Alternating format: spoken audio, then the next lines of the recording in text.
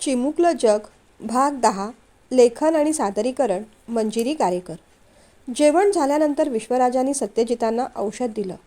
धाप लागत होती म्हणून ऑक्सिजनचं सिलेंडर लावलं. सत्यजितांनी मग हसूनच मी ठीक आहे असं सांगितलं. विश्वराजांनी सत्यजितांच्या डोक्यावर हात ठेवला आणि म्हणाले, सत्या, झालं ना सगळं तुझ्या मनासारखं? हातानेच त्यांनी सगळं छान झालं असं दाखवलं. बरं मग झोप आता. काही आवराआवर बाकी आहे का ते मी पाहून येतो. आलोच मी, असं म्हणत विश्वराज तिथून बाहेर पडले. शिरीष आणि गिरीश दोघेही खोलीत गप्पा मारत होते. आयुष्य कसं बदलतं ना गिरी. बघ ना, एका झटक्यात 360 डिग्रीने माझं आयुष्य बदलून गेलं पार. शनिवारपर्यंत तर मला माहीतसुद्धा नव्हतं की पुढच्या आठवड्यात माझ्याबरोबर एवढ्या सगळ्या गोष्टी घडतील. ऑफिसमधून निघताना मी किती रिलॅक्स होतो. सोमवारी परत येणार म्हणून सगळी कामं तशीच अर्धी करून ठेवली होती. तरी बरं, 2-3 चेक्स देशपांडे सरांना साईन करून दिले होते. अर्जंट पेमेंट तरी निघू शकलं. पण आता देशपांडे काका पण मागे लागलेत. लवकर या असं म्हणतायत. मी आणि बाबा दोघांपैकी एकाने तिथे असायलाच हवं. माझं लग्न झालं हे बाबांनी आज देशपांडे काकांना कळवलं. त्या सगळ्यांना किती धक्का बसला असेल. अरे मुख्य म्हणजे शार्वीला. तुला माहिती आहे, त्या बिचारीने शेवटच्या दिवशी मला विचारलं होतं, सर सुट्टीवर जायचं काही विशेष कारण तर नाही ना? आणि पुढे तिने काय विचारलं माहिती आहे? सॉरी हां, पर्सनल प्रश्न विचारला. आणि मी तितक्याच सहजपणे तिला म्हटलं होतं, अजिबात नाही, प्रश्नही पर्सनल नाही आणि उत्तरही लपवण्यासारखं नाही, कारण मी माझ्या गावच्या घरी पूजेला चाललेलो आहे. आता मला तरी काय माहीत, इथे पूजेबरोबर सप्तपदी पण होईल असं. तिला काय वाटलं असेल? सर कसे आहेत? आपल्याशी खोटं बोलले. शिरीष म्हणाला, जाऊ दे ना दादा, तिचा काय एवढा विचार करतोस? गिरीश म्हणाला, तसं नाही रे, पण एखादी व्यक्ती आपल्याशी बोलते तेव्हा आपल्यावर विश्वास ठेवून बोलत असते. अशी चुकीची किंवा खोटी उत्तरं दिल्यामुळे समोरच्याचा भरवसा तुटू शकतो. अर्थात मी हे काही मुद्दामून केलं नाही. आता शार्वीचा आपल्याशी डायरेक्ट काही संबंध नाही म्हणून ठीक, पण तेच एखाद्या जवळच्या मित्रमैत्रिणींपैकी असं घडलं असतं तर त्या लोकांचा किती गैरसमज झाला असता. मुळात माझा मुद्दा तो नव्हताच. मला असं म्हणायचं होतं की किती गोष्टी अनसर्टन असतात ना. मुळात आयुष्यच किती अनसर्टन आहे. आयुष्यात कोणता क्षण कोणतं वळण घेऊन येईल काही सांगता यायचं नाही. आनंदीला बिचारीला तरी कुठे वाटलं होतं की हा खडूस माणूस आपला नवरा होईल म्हणून. पण गिरीश, आता मी ठरवलंय, तिच्याशी बोलताना समजुतीने बोलायचं, उगीच चिडचिड करायची नाही. शिरीष म्हणाला, लग्न झाल्यानंतर केवढा मोठा आत्मसाक्षात्कार झाला आहे दादा तुला, पण बरंच आहे. पण एक गोष्ट सांगू का, तू समजतोस ना तेवढीसुद्धा आनंदी साधी नाही. आता तुझ्याशी बोलताना ती जरा नरमाईने वागते म्हणून, पण एकदा का भांडायला लागली तर जशास तशी उत्तरं देते. हां, त्या दिवशी ऐकलंस ना तुला काय काय म्हणत होती ते? गिरीश असं म्हणताच शिरीष विचारात पडला. हो रे, तेही खरंच, पण तू तर म्हणाला होतास तिचा स्वभाव एक नंबर आहे म्हणून, आणि आता उगीच काय काड्या करतोयस रे? गिरीश, हा तुझा डबल ढोलकी स्वभाव आता बदल. अरे क्षणात एक बोलतोस, क्षणात दुसरं. एक असं मत नसतंच तुझं. तुझ्यावर कोण कसा रे विश्वास ठेवणार? म्हणून जेवढ्या लवकर तुझी मैत्री होते ना त्याहून लवकर भांडणं होतात. शिरीषने सल्ला दिला. अरे मस्ती करत होतो रे दादा. सध्या माझा विषय नको. सध्या आपण तुम्हा दोघांबद्दल बोलू. पण अगदी मनापासून सांगतो हां, आनंदी खूप चांगली आहे, तिची काळजी घे. सगळी आवराआवर झाल्यानंतर आनंदी बाबांना बघायला आली. तेवढ्यात विश्वराज तिला म्हणाले, झोपलेत बाबा, आत्ताच औषध घेतलं ना, काळजी करू नकोस हां, आम्ही आहोत इथे. थँक्यू काका, ती म्हणाली. अगं थँक्यू काय, तो माझा कोणीच नाही का? बरं आनंदी, परवा निघूया ना आपण? सत्या तर नको नकोच म्हणतोय, पण आता मलाही फार थांबता यायचं नाही गं इथे. कसं काय करावं याचाच विचार करत होतो मी. नूतन, मी काय म्हणतो, परवा तू, शिरीष आणि आनंदी एका गाडीतून या, दुसरी गाडी गिरीश ड्राईव्ह करून घेऊन येईल. सत्याला ॲम्ब्युलन्समधून आणावं लागेल. त्याच्यासोबत मी येईन. विश्वराज म्हणाले, पण काका, तुम्हाला किती त्रास होईल या सगळ्याचा. मी काय म्हणते, बाबांबरोबर मी येते वाटल्यास. आनंदी असं म्हणताच नूतनताईंनी तिला थांबवलं. नाही आनंदी, तू नवीन नवरी आहेस, तेव्हा असा काही विचार करू नकोस, आणि काही तासांचाच तर प्रश्न आहे. हे म्हणतात तसंच करू. बरं परवाचं परवा पाहू, आता सध्या तू झोपायला जा पाहू. आई, मी बाबांबरोबर इथे झोपते. रात्री त्यांना काही लागलं तर? तिचं वाक्य तोडत विश्वराज म्हणाले, मुळीच नको. इथे मी आणि गिरीश झोपणारे आज. अगं आम्ही आहोत काळजी घ्यायला. का आमच्यावर विश्वासच नाही तुझा? विश्वराजांनी असं विचारल्यावर आनंदी पटकन म्हणाली, तसं नाही काका, पण तुम्हाला तरी किती त्रास द्यायचा? पुन्हा तेच आनंदी. नूतन, हिला झोपवायला पाठव बरं आता. मी सुद्धा शतपावली करून झोपतो. विश्वराज म्हणाले, चल आनंदी झोपायला. असं म्हणत नूतनताई तिला घेऊन गेल्या. ती नूतनताईंच्या खोलीत वळणार तेवढ्यात नूतनताई म्हणाल्या, इथे नाही आनंदी, तू आता तुझ्या खोलीत झोपायचं, तुझ्या आणि शिरीषच्या. ये इथे अशी. आई नको ना प्लीज, घाबरत लाजत ती म्हणाली. असं काय करतेस बाळा? आज नाही तर उद्या जावं तर लागणारच आहे ना. त्यात लाजण्या घाबरण्यासारखं काही नाही. तुम्ही आता नवरा बायको आहात. छान गप्पा मारा, एकमेकांना समजून घ्या. पती पत्नी म्हणून खऱ्या अर्थाने एकमेकांना समजून घेण्याची पहिली रात्र असते. देहापेक्षाही मनाचं मिलन महत्त्वाचं असतं, कारण आयुष्यभर त्याच जोरावर संसार करायचा असतो. मला आई म्हणतेस ना, त्या नात्याने सांगते. आपल्या नवऱ्याला संसाराच्या भल्यासाठी आपल्या कलेने वळवून घ्यायचं असतं. बायकोच्या रागाची रुसण्याची त्याला भीती वाटली पाहिजे, पण तो राग रुसणं हे संसाराच्या भल्याचं असलं पाहिजे. बाकी तुम्ही आजकालची पिढी हुशार आहातच. आम्ही फार बावळट होतो त्यावेळेस. त्या मानाने तुम्ही खूप हुशार आहात. आता फार मी काही बोलत नाही. तूही दमली असशील आणि मीही खूप दमले आहे. जा पाहू. पण तरीही आनंदी तशीच उभी होती. काय हे, एवढं समजावलं तरी तुझं आपलं तेच. चल मीच तुला घेऊन जाते कशी. असं म्हणत त्याने तिचा हात धरला. तिला घेऊन शिरीषच्या खोलीत गेल्या. त्यांना वाटलेलं शिरीष झोपला असेल, पण हे दोघे भाऊ तर गप्पा मारत होते. काय रे गिरीश, तुला झोपायचं नाही? चल झोपायला, नूतनताई म्हणाल्या. आनंदी आली हे पाहताच गिरीश म्हणाला, ये आनंदी ये, आपण मस्त गप्पा मारू. तू मला भूताचे किस्से सांगितले होतेस ना, तसे दादाला पण सांग. त्याला ना भूतांची खूप भीती वाटते. गिरीश असं म्हणाल्यावर नूतनताई चिडल्या. मूर्खा, काही कळतंय का तुला? झोपू दे त्या दोघांना. तू चल आता. थांब गाई, मला इतक्या झोप नाही येणार. गिरीश उगीच हट्ट करू नकोस, नाहीतर बाबांना नाव सांगे ना आता. आई, सारखी सारखी बाबांची काय धमकी देतेस ग? एवढं पण घाबरत नाही मी त्यांना. तेवढ्यात विश्वराजांनी बाहेरून हाक मारली, गिरीश. हां बाबा, आलो आलो. असं म्हणत गिरीश घाबरतच धडपडत उठला आणि सगळ्यांना हसू आलं. ओके बाय दादा, बाय आनंदी, मस्त एन्जॉय करा. ऑल द बेस्ट दादा, आय लव्ह यू दादा. असं म्हणत त्याने शिरीषला फ्लाईंग किस केलं.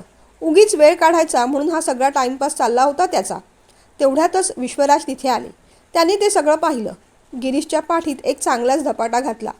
गिरीश चांगलाच कळवळला. बावळट आहेस का तू? भावाला कसल्या उडत्या पप्प्या देतोयस? आणि ऑल द बेस्ट करायला तो लढायला चाललाय की परीक्षेला? मूर्ख कुठला. चल झोपायला. तू आणि मी बाहेर सत्यजित काकांबरोबर झोपणार आहोत.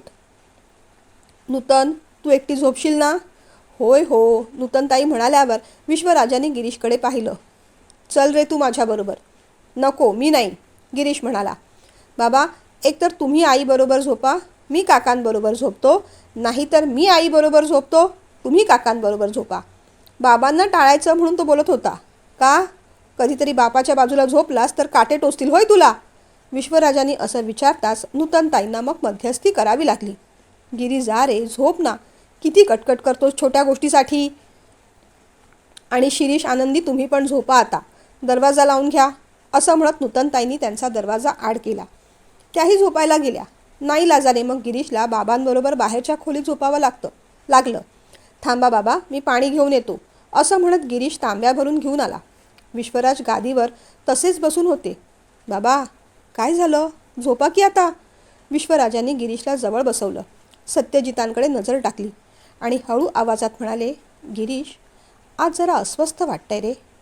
काहीतरी अशुभ घडेल असं वाटतंय, म्हणून तुला सोबतीला बोलावलं. ते ऐकून गिरीशसुद्धा थोडा थबकला. बाबा, काळजी नका करू, आहे मी. तुम्ही झोपा निर्धास्त. काकांकडे आहे माझं लक्ष.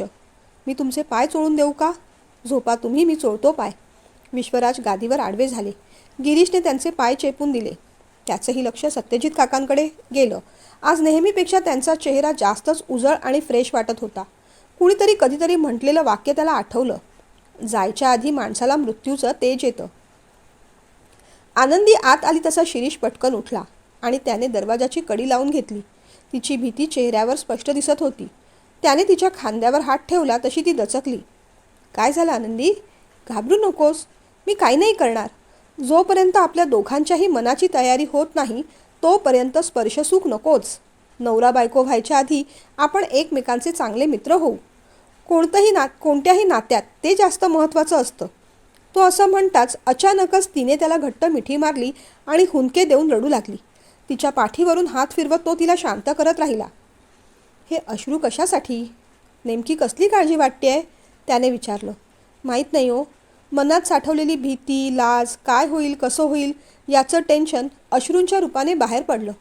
तिचा हात धरून त्याने मग तिला बेडवर बसवलं. तिचे डोळे पुसले. खरं सांगू आनंदी, कुणी रडताना पाहिलं की लोक म्हणतात रडायचं नाही, पण मला नाही असं वाटत. माणसाने रडावं. जितक्या मुक्तपणे तो हसतो तेवढ्याच मोकळेपणाने त्याने रडावं. मनातल्या सगळ्या भावना वेळीच प्रोसेस व्हायला पाहिजेत. कधी अश्रूंच्या माध्यमातून, कधी हास्याच्या माध्यमातून, कधी रागाच्या माध्यमातून. भावना मनात दाटून राहिल्या की मग त्याचं ओझं होतं. तुझ्या मनात केव्हाही कधीही काही बोलायचं असेल, सांगायचं असेल तर निसंकोचपणाने सांग. मोकळेपणाने बोल. माझ्यापाशी रडायचं असेल तर खुशाल रड. आता आपण एकमेकांसाठी आहोत, बरोबर ना? असं म्हणून त्याने तिला जवळ ओढलं. आता कसलं टेन्शन नाही ना? त्याने विचारल्यावर तिने मानेनेच नाही असं सांगितलं. थोडा वेळ तोही शांत झाला. आनंदी, एक गोष्ट तुझ्यापाशी बोलायची होती ग. तू रागवणार तर नाहीस ना? माझ्याबद्दल काही गैरसमज तर करून घेणार नाहीस ना, अशी भीती वाटते. तो म्हणाला. बोला ना, काय सांगायचं होतं? मनात काही ठेवू नका. माझं काही चुकत असेल तरी सांगा, ती म्हणाली. नाही ग, तुझं काही चुकलं नाही. चुकलं तर माझंच आहे. जे लग्नाच्या आधी सांगायला हवं होतं ते लग्नाच्या पहिल्या रात्री सांगतोय. तो असं म्हणताच तिने चमकून त्याच्याकडे पाहिलं. होय आनंदी, खूपदा मनात विचार आला की हे सत्य तुझ्यापासून लपवावं, पण मला खोटं नाही बोलता येत. काय झालं सांगा ना? आनंदी, लग्नाआधी माझं एका मुलीवर प्रेम होतं. तिचं नाव खुशी जैन. आमच्या लग्नाला दोन्ही घरातून विरोध होता, पण आम्हाला कुठेतरी आशा होती. पण तिच्या बाबांनी तिचा साखरपुडा केला आणि मग उरली सुरली आशा मावळली. आयुष्यात पुढे जायला हवं असं माझे बाबा मला म्हणाले. मी तुझ्याशी लग्न करावं अशी त्यांची खूप इच्छा होती, म्हणून मग मीही लग्नाला तयार झालो. असं म्हणून तो मग शांत झाला. खरं सांगू का? कुणास ठाऊक, तुम्ही ज्या पद्धतीने वागत होतात ना, शून्याकडे नजर लावून बसला होतात, त्यावरून मला थोडा अंदाज आलाच होता. मी तुम्हाला विचारलं देखील होतं की नक्की मी तुम्हाला आवडली आहे ना, की हे लग्न तुम्ही जबरदस्तीने करत आहात. पण तेव्हा तर तुम्ही नाही म्हणालात, तिने विचारलं. कारण तेव्हा ते खरंच होतं आनंदी. तुझ्यासारख्या गुणी मुलीला कोणत्या मुलाने नकार द्यावा? माझ्या आईबाबांच्या इच्छेखातर मी तयार झालो असं असलं तरी फक्त त्यांच्या इच्छेखातरच मी हे लग्न केलं असं नाही ग. तुझ्यासारखी मुलगी मला बायको म्हणून मिळाली हे माझं भाग्य. मी खरंच खूप खुश आहे आपल्या या नात्यावर. अगदी खरं सांगतो. खरं तर मला ही गोष्ट लपवायची सुद्धा नव्हती. इतके दिवस ही गोष्ट तुझ्यापासून लपवली, ती खूप कष्टाने, आणि का लपवली तेही सांगतो. आपल्या आईवडिलांच्यामुळे. ही गोष्ट तुला कळली असती आणि तू नकार दिला असतास तर हे लग्न मोडलं असतं. त्याने तुझ्या बाबांना, माझ्या बाबांना प्रचंड दुःख झालं असतं. म्हणून ही गोष्ट मला लपवावी लागली. विश्वास ठेव माझ्यावर. तरीही मी तुझी माफी मागतो, असं म्हणत त्याने हात जोडले. अहो, हे काय करताय? हात नका जोडू. प्रेम करून तुम्ही काही गुन्हा केलेला नाही. आणि आता तर तुम्ही सांगितलंय ना, जे व्हायचं ते झालं. भूतकाळ होता, तो आपण विसरून जाऊ, नव्याने सुरू करू. ती असं म्हणताच त्याच्या मनावरचं दडपण अगदी कमी झालं. त्याने तिला मिठीत घेतलं. दोघे शांत झोपले. पहाटे पहाटे आनंदी अगदी दचकून उठली. हाक मारतच उठली. बाबा! शिरीष पण उठला. अहो, मला फार अस्वस्थ वाटते. मी एकदा बाबांना बघून येऊ का? चल की, आपण दोघं जाऊ. लगबगीने ते दोघे खोलीच्या बाहेर पडले. बाहेरच्या खोलीत आले आणि पाहतात तर काय, विश्वराज काका आणि गिरीश बाबांचे पाय चोळत होते. पण त्यांचे पाय बहुतेक थंड पडले होते. विश्वराज काका रडत होते. आनंदीला झालेला भास आणि स्वप्न खोटं नव्हतं, सत्यजित गेले होते. आनंदीने हंबरडा फोडला. नूतनताई बाहेर आल्या. तिला जवळ घेतलं. पठ्ठ्याने आपला शब्द खरा केला तर. शेवटी नाही तो नाहीच आला शहराला, विश्वराज म्हणाले आणि पुन्हा रडू लागले. आनंदीसुद्धा खूप रडत होती. काका, मी पोरकी झाले हो. माझे बाबा गेले. ते ऐकून विश्वराजांचं अंतःकरण पिळवटून निघालं. विश्वराजाने तिच्या डोक्यावर हात ठेवला. नाही राजा, तू पोरकी नाहीस. तुझा हा बाप जिवंत असेपर्यंत तू कधीच पोरकी होणार नाहीस. आणि त्या क्षणापासून खरोखरच ते आनंदीचे बाबा झाले. आनंदी त्यांची मुलगी. भावना आवरून आता पुढच्या सगळ्या गोष्टी करायच्या होत्या. विश्वराजांनी पहिल्यांदा गुरवांना फोन केला. गुरवांनी पुढची सगळी तयारी केली. अग्नी शिरीष देईल असं ठरलं. आनंदी बाबांसमोर बसून रडत होती. शिरीष तिच्या जवळ गेला. आनंदी, मला वाटतं काकांना अग्नी तूच द्यावास. तू त्यांची मुलगी आहेस. शेवटपर्यंत तू त्यांची सेवा केलीस. त्यांचा तुझ्यात जीव होता. मला वाटतं आता ही शेवटची जबाबदारी आणि कर्तव्य तूच पूर्ण करावंस. मी तुझ्याबरोबर आहेच, पण तू तयार आहेस ना? मन घट्ट कर आणि तुझं हे कर्तव्यसुद्धा पूर्ण कर. त्याने तिचा हात धरला. जड अंतःकरणाने सगळे विधी पूर्ण झाले. विश्वराजांना वाईट वाटत होतं. आठवणी येऊन येऊन त्यांना रडू येत होतं.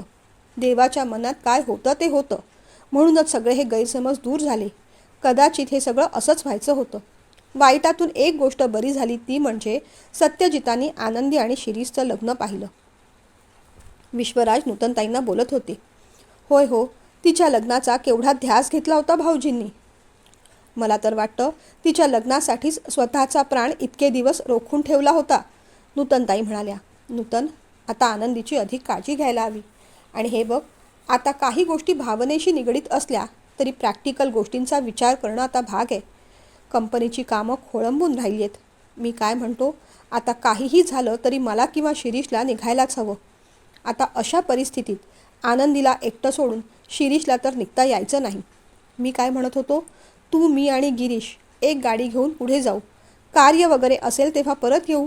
आणि मग कार्य आटपलं की आनंदी आणि शिरीषला घेऊन आपल्यासोबत जाऊ.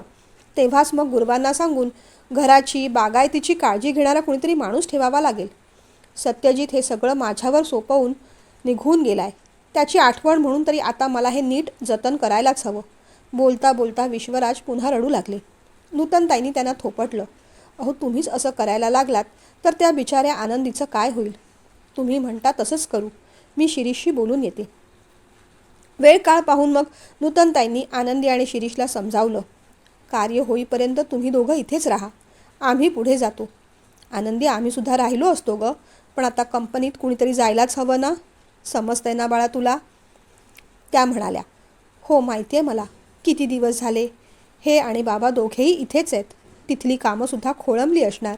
कोणतेही किंतु परंतु मनात न आणता तुम्ही निघा तिथल्या घरी. आम्ही आहोत इथे. आनंदी समजुतीने म्हणाली. शिरीष, आनंदीची काळजी घे. कार्याला आम्ही येऊच. ते झाल्यानंतर आपण सगळे एकत्र निघू. असं म्हणत विश्वराजांनी मग शेवटी जड अंतःकरणाने निरोप घेतला. भावना ठेवून कधी कधी कर्तव्यासाठी उभं राहावं लागतं. देशपांडेंचे सारखे सारखे फोन येत होते. विश्वराज घरी पोहोचताच गिरीशला म्हणाले. गिरीश, उद्या सकाळी 9 वाजता ऑफिसला निघायचंय, तयार राहा. त्याला हो नाही बोलायची संधीच मिळाली नाही. पहिल्यांदाच ऑफिसला येणार आहेस तेव्हा ब्लेझर किंवा कोट घाल, विश्वराज म्हणाले. तेव्हा पटकन गिरीश म्हणाला. बाबा, माझ्याकडे ब्लेझर किंवा कोट नाही. मी काय करतो, उद्या ते सगळं सामान विकत घेतो आणि परवापासून येतो. गिरीश, उगीच वेळ काढूपणा करू नकोस हां. शिरीषचं ब्लेझर घाल, त्याच्या कपाटात असेल. उद्या तुझं घेऊन ये. तेव्हा 9 वाजता तयार राहायचं हां. पुढे त्याला काहीच बोलायची संधी न देता विश्वराज झोपायला निघून गेले. सकाळी नूतनताई गिरीशच्या खोलीत गेले. झोपायला निघून गेले. सकाळी नूतनताई गिरीशच्या खोलीत गेल्या. अरे गिरीश, उठ. बाबा उठून ब्रेकफास्टला बसलेसुद्धा. तू असा आळशीपणा करतोस आणि मग बाबांचा ओरडा खातोस. ते काही बोलायच्या आधी उठ आणि तयार हो. हे बघ, शिरीषचं ब्लेझरसुद्धा आणून ठेवलं आहे मी. जा लवकर अंघोळीला. आई, बाबांना नुसते कटकट करतात.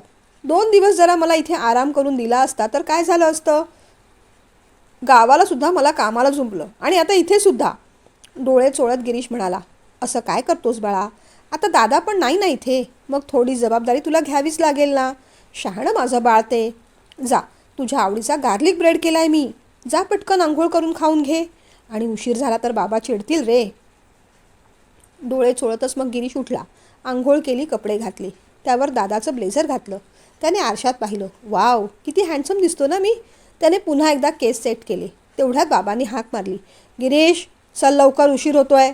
मग मात्र फार वेळ न काढता तो बाबांबरोबर निघाला. हे बघ गिरीश, कामासाठी म्हणून ऑफिसमध्ये पहिल्यांदाच येतोयस. तिथल्या स्टाफबरोबर अदबीने बोलायचं.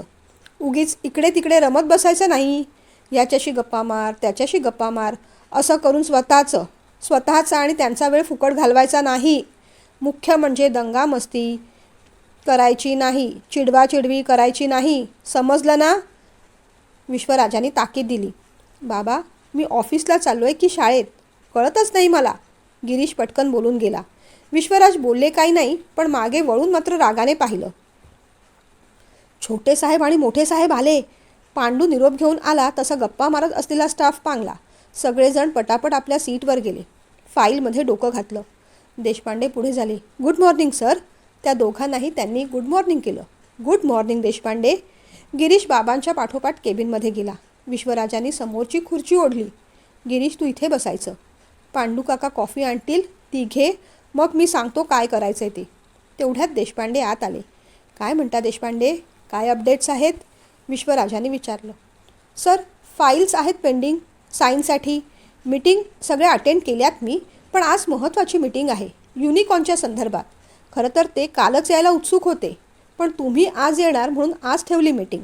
आणि आज त्यांचे डायरेक्टरच येणार आहेत. 11:30च्या सुमारास येतील, देशपांडे म्हणाले. नाही देशपांडे, खूप चांगलं काम केलं तुम्ही.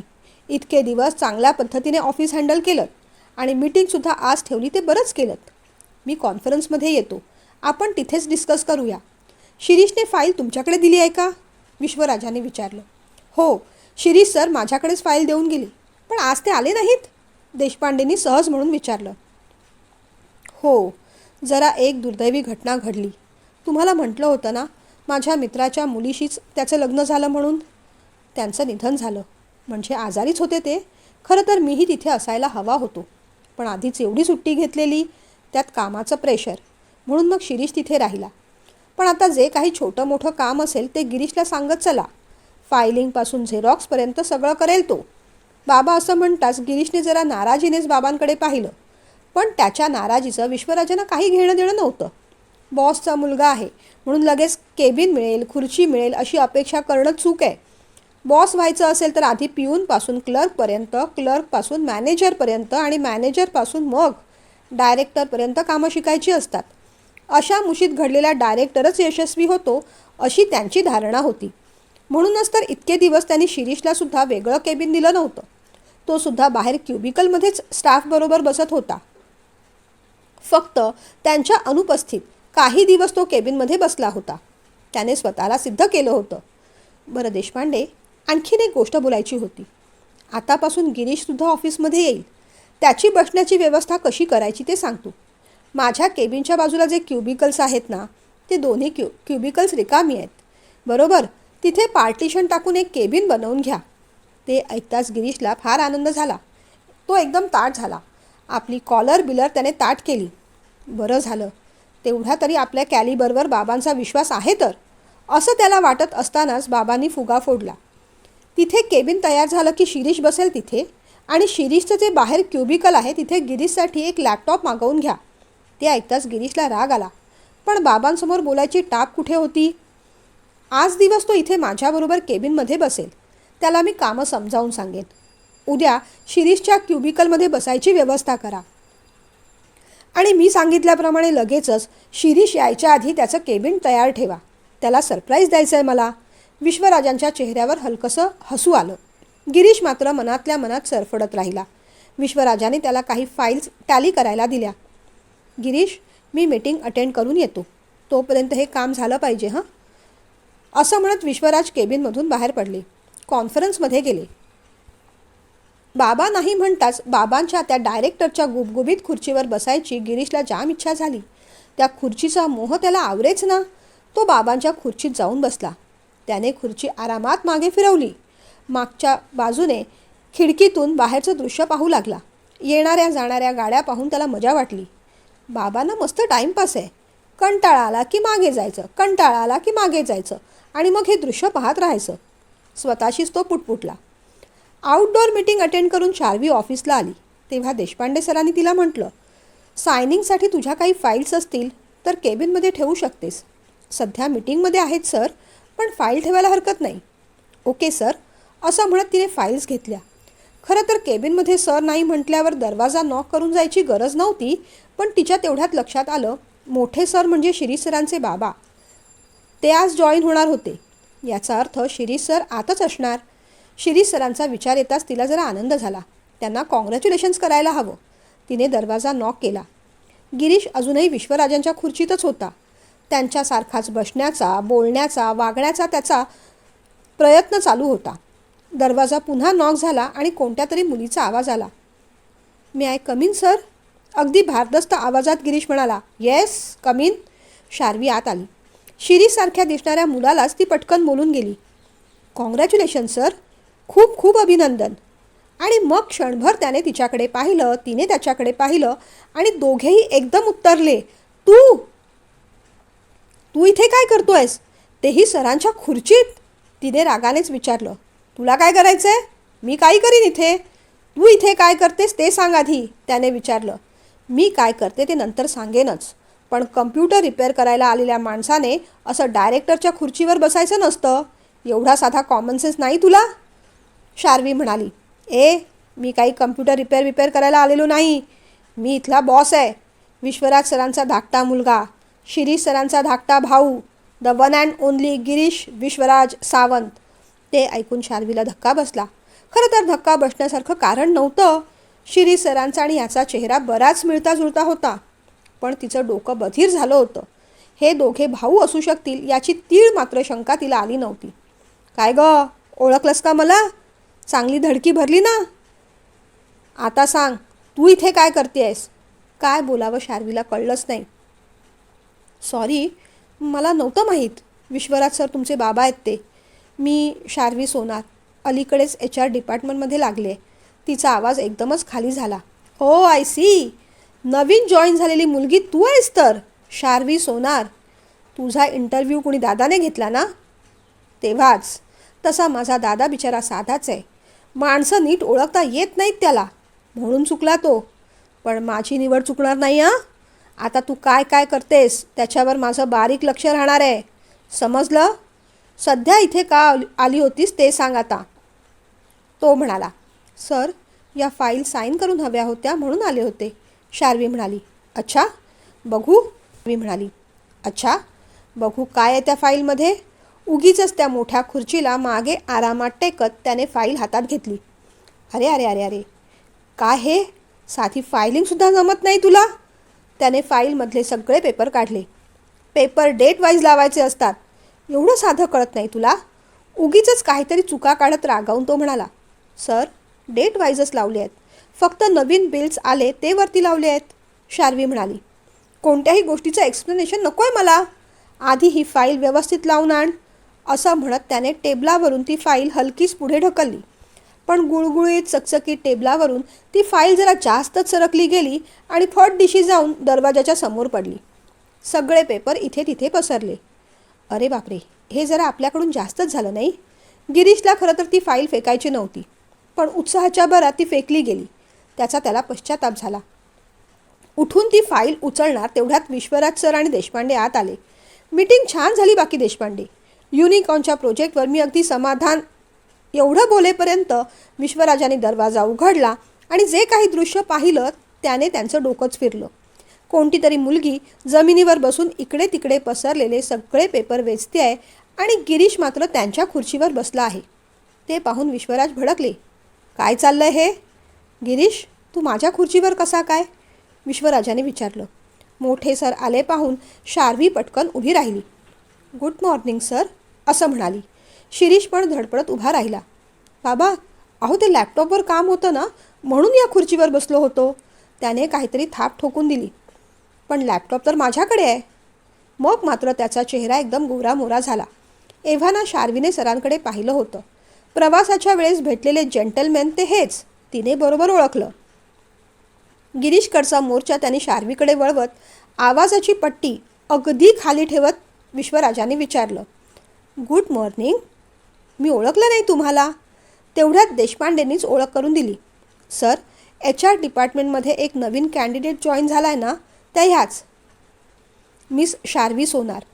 "ओ, तुम्ही शार्वी सोनार? शिरीष फार कौतुक करत होता तुमचं. आम्ही दोघंही नसताना ट्रिनिटी सेमिनारमध्ये तुम्ही आपल्या कंपनीचं रिप्रेझेंटेशन फार सुंदर प्रकारे केलं." तिथले मॅनेजरसुद्धा कौतुक करत होते तुमचे. छान. थोड्याच वेळात तुम्ही खूप छान काम केलं आहे. Very good. पण तुम्ही आता इथे काय करत होतात? काही काम होतं का? विश्वराजांनी विचारलं. शार्वीने मग गिरीशकडे पाहिलं. तो चांगलाच घाबरला. आता ही आणखीन काहीतरी काड्या टाकते की काय अशी भीती त्याला वाटली.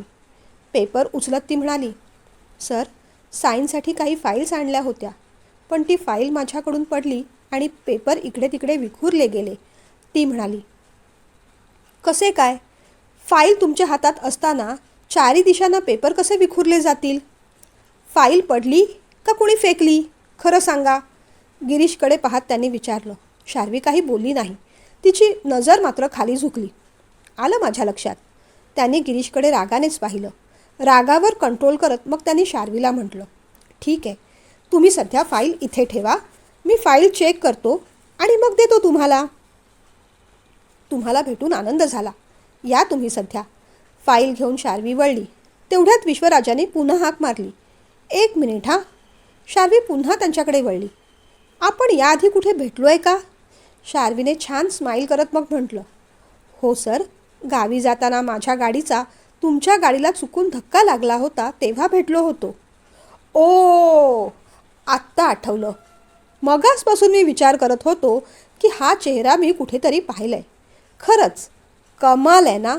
हे जग पण किती चिमुकलं असतं. कधी कधी माणसं योगायोगाने भेटतात, कधी कधी अपघाताने. ते असं म्हणताच शार्वी, देशपांडे आणि विश्वराज तिघंही खळखळून हसले. गिरीश मात्र कोपऱ्यात उभा होता. त्याला काही हसायला आलं नाही. तो कसा असणार होता? त्याचा कर्दन काळ आता समोरच उभा होता. शार्वी फाईल घेऊन निघून गेली तेव्हा देशपांडेसुद्धा म्हणाले, सर, मी सुद्धा येतो. मला आणखीन 2-3 कामं आहेत. होय होय देशपांडे, तुम्ही पण या. पण केबिनचं तेवढं लगेच सुरू करा. 2 दिवसात केबिन झालंच पाहिजे. फार मोठं काम नाही ते. फक्त डिवायडर टाकून घ्यायचे आहेत. विश्वराज म्हणाले, हो सर, लगेचच पाहतो. असं म्हणत देशपांडे बाहेर पडले. आता विश्वराजांना सगळ्यात महत्त्वाचं काम करायचं होतं.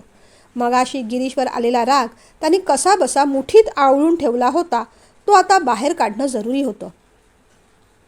देशपांडे बाहेर गेले पाहताच विश्वराज मागे वळले. ती फाईल का फेकलीस तू गिरीश? आणि मुख्य म्हणजे तू माझ्या सीटवर का बसलास? विश्वराजाने रागाने विचारलं. अहो बाबा, मी फेकली नाही. जराशी पुढे ढकलली. त्या मुलीला ती नीट पकडता आली नाही. तिच्या हातून सुटली ती आणि मग सगळे पेपर विखुरले गेले. मी काही नाही केलं. गिरीश स्पष्टीकरण देत होता. खोटं बोलू नकोस. अरे किती वेळा सांगितलं, मुलींशी वागायची ही अशी पद्धत असते का? तरी मी तुला सकाळी सांगितलं होतं गिरीश, ऑफिसमध्ये नीट वागायचं. पण तुला प्रेमाची भाषा कळतच नाही का रे? विश्वराज रागावले. त्यांचा हात त्याच्या गालावर थप्पड मारण्यासाठी वळवळत होता. त्यांनी शर्टची बाही वर केली आणि गिरीशला एक जोरदार लगावण्यासाठी हात वर केला. गिरीशच्या पोटात गोळा आला. बाबांचा हात वर उचलला. तो आपल्या गालावर बसण्याआधीच तो पटकन पुढे झाला आणि बाबांच्या पोटाला मिठी मारून बोलू लागला, सॉरी बाबा, परत नाही करणार असं. सॉरी सॉरी सॉरी, एकदा माफ करा, प्लीज प्लीज प्लीज. त्याचा तो कॉमेडी अवतार पाहून विश्वराजांना हसूच फुटलं. अरे बास बास बास. अरे बस बस बस बस झाली तुझी नाटकं. दूर हो तू आता. सॉरी म्हणत काय माझ्या पोटात शिरणार आहेस? त्याच्या पाठीवर हलकेच फटका मारत विश्वराज म्हणाले. तसं गिरीशला बरं वाटलं. बेटा, अरे गोष्टी तिथल्या तिथे सोडून द्यायच्या असतात. मागे काहीतरी झालं, त्याचा वचपा असा काढायचा होय? अरे लग्न झालेल्या मुली सासरे नीट वागल्या नाहीत तर सासरकडची मंडळी जसा त्यांच्या आईबापाचा उद्धार करतात, अगदी तसाच मुलगे ऑफिसमध्ये, सोसायटीमध्ये नीट वागले नाहीत तर लोक त्या मुलांच्या आईबापाचा उद्धार करतात रे. तुला आपल्या आईबापाचा उद्धार व्हायला हवा आहे का? रागानेच विश्वराजाने विचारलं. गिरीशने मान खाली घालूनच नाही असं सांगितलं.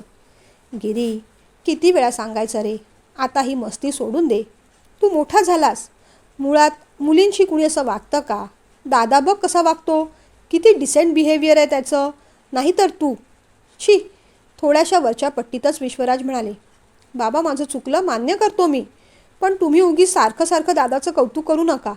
तो आनंदीशी कसा वागला होता, विसरलात का तुम्ही? गिरीशने पटकन बाबांची चूक दाखवली. अरे 100त एखाद वेळेस वागतो असा माणूस, कधी कधी टेन्शनमध्ये असतो. पण आता बघ तो आनंदीशी कसा वागतो ते. तिला किती आदर देतो, तिच्यावर किती प्रेम करतो ते. विश्वराज म्हणाले. गिरीश तसा चटकन म्हणाला, बरं, मग मीही शार्वीला आदर देईन, तिच्यावर प्रेम करेन. आपण काय बोलून गेलो याची जाणीव होताच गिरीशने पटकन जीभ चावली. काय? विश्वराजांनी रागानेच विचारलं. अहो म्हणजे एक स्टाफ म्हणून तिचा आदर करीन असं म्हणायचं होतं मला. स्टाफ म्हणून? म्हणजे काय? ती तुझा स्टाफ आहे का? हे बघ गिरीश, उगीच डोक्यात हवा जाऊन देऊ नकोस. ती तुझा स्टाफ नाही, माझा स्टाफ आहे. तू देखील माझा स्टाफच आहेस. त्या नात्याने तुम्ही दोघं कलिग झालात, सहकारी. समजलं? इथे कुणाशीही बॉससारखं वागायचं नाही. जोपर्यंत तू त्या लायकीचा होत नाहीस तोपर्यंत तू इथला स्टाफच आहेस. ही गोष्ट मनाशी पक्की बांधून ठेवायची. आणि तू माझ्या सीटवर का बसला होतास? गिरीश, नुसतं खुर्चीवर बसून अधिकार गाजवायचे नसतात. नुसती इच्छा झाली म्हणून एखादं यश किंवा खुर्ची मिळत नसते. त्यासाठी आधी आपली लायकी वाढवायची असते. ऐकायला कडू वाटेल, पण सत्य हेच आहे. तेव्हा आधी कामावर फोकस कर. आज दिवस इथे बस. उद्यापासून बाहेर देशपांडे सांगतील तिथे क्युबिकलमध्ये बसायचं. समजलं? आणि आता जरा बाहेर जा. त्या मघाच्या त्या मुलीला बोलवून घेऊन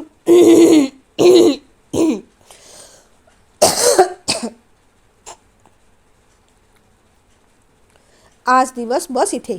उद्यापासून बाहेर देशपांडे सांगतील तिथल्या क्युबिकलमध्ये जाऊन बसायचं. समजलं? आणि आता जरा क्युबिकलमध्ये बसायचं. समजलं? आणि आता जरा बाहेर जा. त्या मघाच्या त्या मुलीला बोलावून घेऊन ये. तिच्याशी नीट बोलता आलं नाही. काय बरं तिचं नाव रे? विश्वराज नाव आठवू लागले. चार्ली. गिरीश मुद्दामूनच म्हणाला. चार्ली? चार्ली नाही रे, काहीतरी वेगळं नाव होतं. गिरीशला हसूच आलं. शार्वी होतं का? मुद्दामूनच तो म्हणाला. हां, शार्वी. जा, तिला बोलावून घेऊन ये. हसत हसत गिरीश निमूटपणे बाहेर पडला. शार्वी बाहेर कोणत्या क्युबिकलमध्ये बसते ते पाहू लागला. शार्वी आपलं काम करत बसली होती. गिरीश तिच्याकडे गेला. एक्सक्यूज मी असं म्हणताच तिने वर मान करून पाहिलं. ती उठून उभी राहिली. तुला बाबा आत बोलावतायत, तो म्हणाला. ती त्याच्या पाठोपाठ चालू लागली. मे आय कम इन सर? गोड आवाजात तिने विचारलं. येस, या, बसा. मगाशी आपलं नीट बोलणं होऊ शकलं नाही म्हणून मुद्दामूनच बोलावलं. तुम्हाला काम व्यवस्थित जमतंय ना? काही अडचण नाही ना तुम्हाला? विश्वराजांनी प्रेमळपणे विचारलं. नाही सर, शिरी सरांनी व्यवस्थित गाईड केलं आहे मला. छान. आपली कंपनी आवडली तुम्हाला? विश्वराजांनी पुन्हा विचारलं. हो सर, खूप छान आहे. स्टाफ आणि मॅनेजमेंटसुद्धा खरंच खूप छान आहे. खरं तर बाहेर जेव्हा मोठे सर येणार अशी चर्चा चालली होती तेव्हा मनात धाकधूक होती. पण तुम्हाला पाहिलं आणि सगळी भीती एकदम पळूनच गेली. शार्वी असं म्हणताच विश्वराज हसले. पण हे पहा, कामाच्या बाबतीत मी अगदी स्ट्रिक्ट आणि पर्टिक्युलर आहे. काम मला वेळेवर लागतं. विश्वराजांनी सांगितलं. सर, कामाच्या बाबतीत तुम्हाला तक्रार करायची संधीच मिळणार नाही. पुरेपूर काळजी घेईन मी. माझं चुकलं आणि कुणी मला ओरडलं, काही बोललं तर तेवढं वाईट वाटत नाही. पण विनाकारण जर कुणी चिडचिड करत असेल तर मग कामात पण फोकस करता येत नाही ना. गिरीशकडे पाहत शार्वी म्हणाली. बरोबर आहे शार्वी, पण इथे तसं कुणी करणार नाही. आणि कुणी करत असेल तर लगेच मला येऊन सांगायचं. बरं, मी काय म्हणत होतो, HR डिपार्टमेंटचं काम तसं बरंच मोठं आहे. कधी कंपनीचं रिप्रेझेंटेशन करायला आउटडोअर मीटिंग कराव्या लागतात. याआधी जो स्टाफ होता त्यांना मदत करायला देशपांडे होते. पण आता देशपांडेंना मला आणखीन मोठ्या जबाबदाऱ्या द्यायच्या आहेत. त्यामुळे त्यांना या कामात मी अडकवू इच्छित नाही. आता त्यांची सगळी जबाबदारी मी गिरीशवर टाकणार आहे. देशपांडेंना विचारून तुम्ही HR डिपार्टमेंट संबंधित जी काही कामाची यादी आहे ती बनवा. ते डिपार्टमेंट तुमच्याकडे आणि गिरीशकडे अर्ध वाटून घ्या. तोही उद्यापासून तुमच्यासोबत बाहेरच बसेल. ऑफिसच्या कामाचा त्याला फार अनुभव नाही, पण हळूहळू तोही शिकेल. गिरीशशी तुमची ओळख झालीच असेल. हा माझा धाकटा मुलगा गिरीश. विश्वराजांनी ओळख करून दिल्यावर शार्वी म्हणाली. हो सर, मगाशी गिरीश सरांशी ओळख झाली माझी. हे पहा, गिरीश माझा मुलगा असला तरी सध्या तो एक स्टाफच आहे. तुम्ही एकमेकांचे सहकारी आहात. मुख्य म्हणजे तुम्हाला तो 15 दिवसांनी का होईना ज्युनियर आहे. सर वगैरे म्हणायची अजिबात गरज नाही त्याला. गिरीश म्हणा, किंवा ऑकवर्ड वाटत असेल तर मिस्टर गिरीश म्हणू शकता. पुन्हा एकदा सांगतो, तो तुमचा बॉस नाही. तुमचा इमिजिएट बॉस शिरीषच असणार आहे. त्यानंतर काही लागलं तर मी आहेच. गिरीश फक्त तुमचा सहकारी आहे. ठीक आहे ना? ते ऐकताच तिच्या भुवया थोड्या उंचावल्या. मनातून ती जरा सुखावलीच. मगाशी बरं झालं, मगाशी मारे हुशाऱ्या करत होता.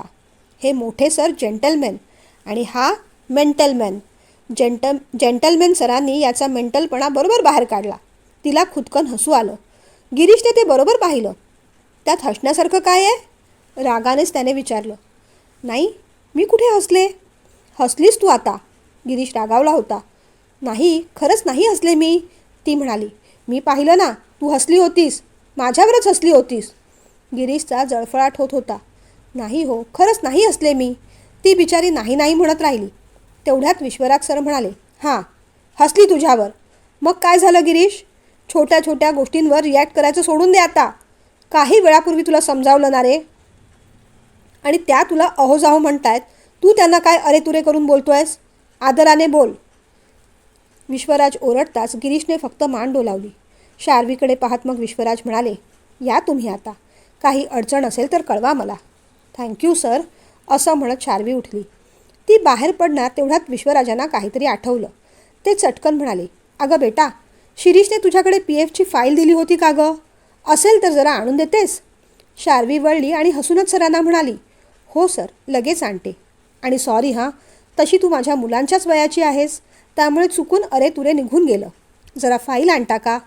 विश्वराजाने चूक सुधारत म्हटलं. सर, आणते मी फाईल, पण प्लीज रिक्वेस्ट आहे माझी, तुम्ही मला अहोजाहो नका करू. खरंच मी तुमच्या मुलीसारखीच आहे. अरेतुरेच म्हणा. विश्वराज हसले. शार्वीने गिरीशकडे पाहिलं, भुवया उडवल्या आणि पुन्हा खुदकन हसली आणि ती बाहेर पडली.